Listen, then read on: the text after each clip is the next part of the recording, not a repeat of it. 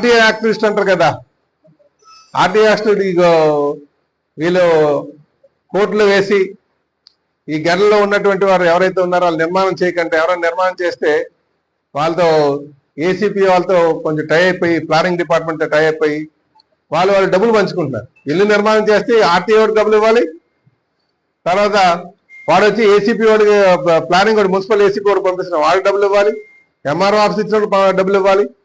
అంటే అందరికీ అన్ని తెలుసు, కాదు డబ్బులు వచ్చేసరికి హ్యాపీగా ఉంటున్నారు. బ్లాక్ మెయిలర్స్ కింద సమాజం తయారైపోతుంది.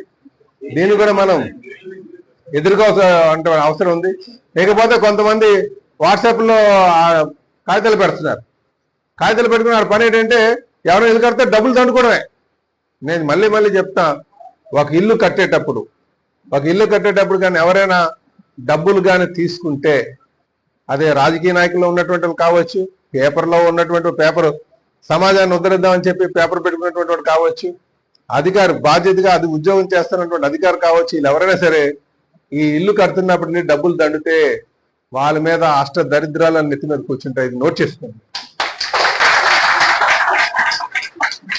ఎందుకు చెప్తానంటే 100 అబద్ధాలు ఆడినా ఒక పెళ్లి చేయమన్నారు, 100 అబద్ధాలు ఆడినా ఒక 1000 అబద్ధాలు ఆడినా ఒక ఇల్లు కట్టమన్నారు.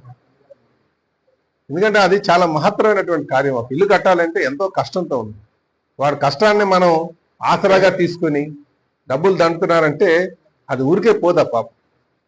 అందులో ఈ మాటలు ఊరికే పోతా అనుకోవద్దు ఎవరు కూడా. నిజమైన పేదవాడు, డబ్బు ఉన్నవాడు, డబ్బు లేనివాడు ఇవన్నీ కాదు. ఇల్లు కట్టినవాడి మీద పడేటువంటి హక్కు మనకు లేదు, అది పాపమే. ఇది మీరు గమనించండి. సాధారణ దొరకని మనకు ఇల్లు కట్టుకునేవండి, నించోబట్టాలి.